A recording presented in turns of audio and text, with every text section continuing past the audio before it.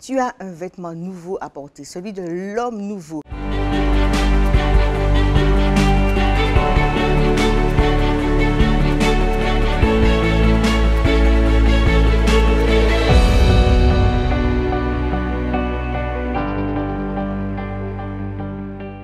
Aujourd'hui, je voudrais vous interpeller sur votre vêtement spirituel. Vous avez un revêtement spirituel à acquérir pendant votre marche spirituelle et il faut savoir le garder et faire attention à quel vêtement spirituel vous portez au quotidien. Oui, il y a véritablement un vêtement spirituel. De la même façon que dans toutes les situations de nos vies, nous avons un vêtement approprié. Lorsque je fais du jardinage, je mets mes bottes. Je mets vraiment des vêtements qui ne sont pas très précieux, je mets des gants, je mets un chapeau de paille. Lorsque je vais à la natation, je porte mon maillot de bain, je mets vraiment des vêtements appropriés à la situation. Lorsque je vais dans une cérémonie, j'aurai un vêtement de cérémonie, un mariage ou une invitation à une manifestation officielle. Ou tout simplement, lorsque je vais me coucher, je ne mets pas les vêtements que j'avais tout au long de la journée, je me change pour avoir un vêtement plus ample, plus facile à porter pour pouvoir bien dormir. Sur les lieux de travail, souvent, il y a des uniformes, les policiers, les gendarmes, le personnel de santé que je salue, tous ceux qui ont traversé cette crise Covid-19, qui ont leurs uniformes, les masques, les gants, les charlottes, tout cela, c'est un vêtement qui est approprié à chaque situation. En tant que croyant, je veux t'interpeller sur ton vêtement spirituel. Il ne s'agit pas d'un vêtement physique comme tout ce que je viens de décrire, mais il s'agit bien d'un vêtement spirituel. Et ce vêtement spirituel a plusieurs caractéristiques. Je ne vais pas toutes les aborder, je vais en aborder que 5, comme les doigts de la main. Retiens bien 5 qui sont essentiels pour ton avancée et que tu puisses poursuivre ta route sur ton chemin. Déjà, le vêtement de la conversion. Nous tous, nous avons un jour accepté Jésus-Christ comme Seigneur et Sauveur de nos vies. On l'a accepté et nous l'avons accepté, nous nous sommes repentis et nous l'avons compris qu'il avait payé le prix à la croix.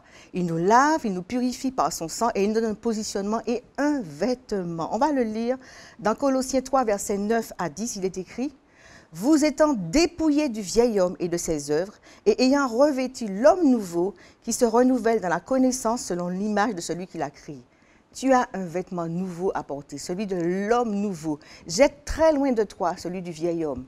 Une fois que tu t'es converti, ne reprends pas tout ce que tu as vomi après ta conversion. Tu es un homme nouveau, tu es une créature nouvelle, c'est ta nouvelle naissance. Donc tu revêts le vêtement de l'homme nouveau, c'est ta nouvelle identité. Et toi qui écoutes ce message, qui n'as pas encore fait la paix avec Jésus, rapproche-toi d'une église locale.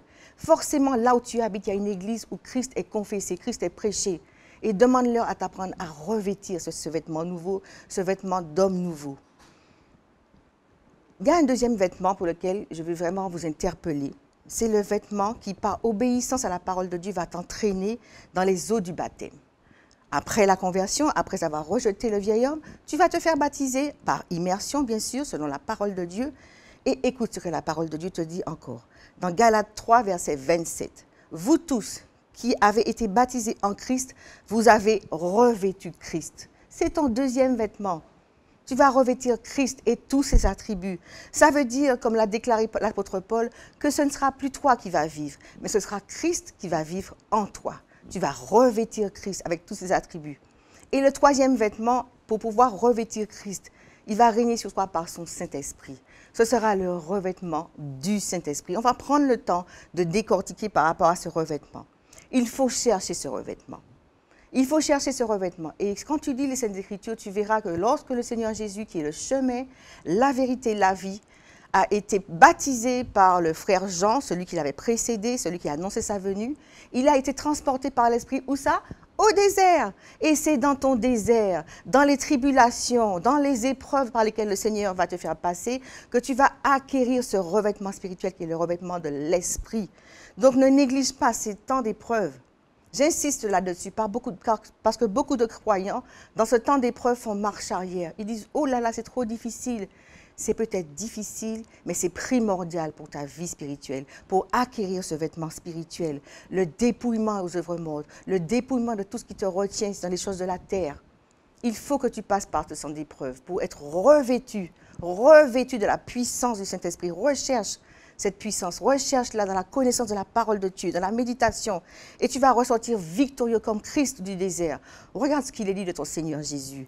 Dans Luc 4, verset 14, il est écrit « Jésus, revêtu de la puissance de l'Esprit, retourna en Galilée et sa renommée se répandit dans tout le pays d'alentour.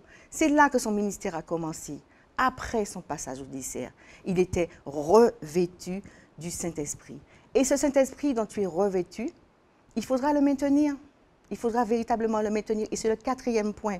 Se maintenir l'esprit dans ta vie, c'est avoir véritablement une vie où tu vas constamment louer et adorer ton Dieu. Tu vas maintenir cette onction. L'onction du Seigneur, c'est comme une huile qui est sur ta vie. Mais si tu ne l'entretiens pas, elle va s'évaporer. Donc, entretiens cet esprit dans ta vie par la louange, l'adoration. Fais-le en toute humilité. Et lorsque tu vas avancer avec Jésus. Tu vas avancer avec son esprit. Tu vas avancer avec sa puissance.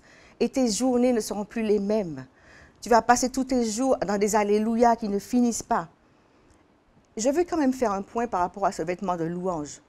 Pour vous tous, pour moi-même, pour tous ceux qui commencent leur cheminement, il y a des temps où on chute, où on pêche contre l'Éternel. Forcément, on sent que la présence de l'Esprit n'est plus là. Mais simplement, reviens. Reviens en toute sincérité, en toute humilité.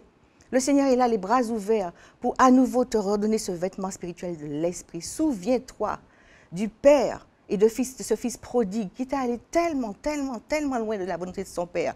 Lorsqu'il est revenu, son Père ne l'a pas condamné, son Père ne l'a pas jugé, son Père ne l'a pas rejeté, mais il n'a fait qu'une chose, c'est tuer le veau gras et choisir la plus belle robe de sa maison pour l'en revêtir.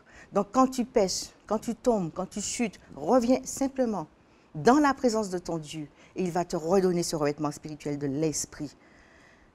Le 5e vêtement, et je vais vous en parler parce que c'est essentiel, et très souvent, trop souvent, dans les églises, dans le monde des croyants, on néglige ce revêtement.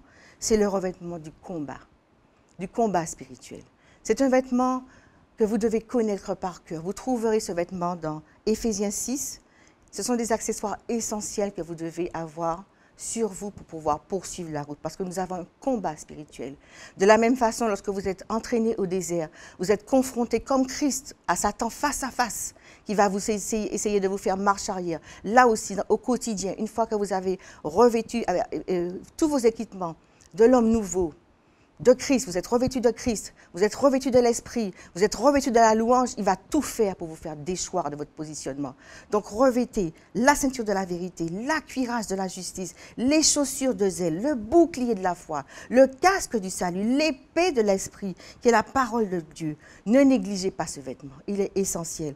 Satan, ton ennemi, tu dois l'écraser. Tu dois l'écraser. Et quand tu auras ce vêtement de combat, tu ne pourras lui résister et le renverser. Juste pour conclure, je voudrais vous dire, il ne s'agit pas de porter ces vêtements les uns après les autres. Je lâche mon vêtement, je prends l'autre. Non. Vous devez tous les porter en même temps. Je prends l'exemple d'un homme qui a été créé à l'image et à la ressemblance de Dieu. Lorsqu'un homme s'habille, il a ses sous-vêtements, il a son pantalon, il a sa ceinture, il a sa chemise, il a son gilet, il a sa veste, et pour les plus élégants, soit un nœud papillon, une cravate. Il les porte tous en même temps. Il ne va pas s'amuser à porter le nœud papillon seulement, il ne va pas s'apporter à porter le gilet seulement. Il faut tous ces vêtements pour que ce soit un homme d'excellence.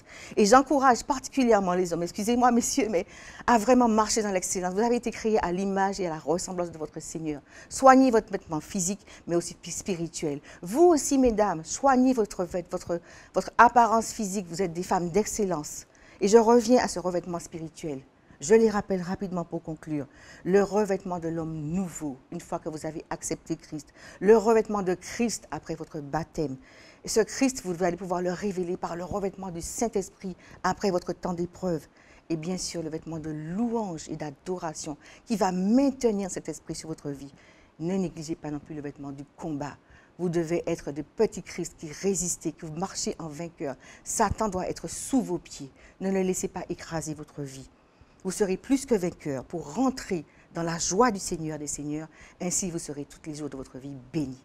Soyez encouragés et ne négligez pas votre vêtement.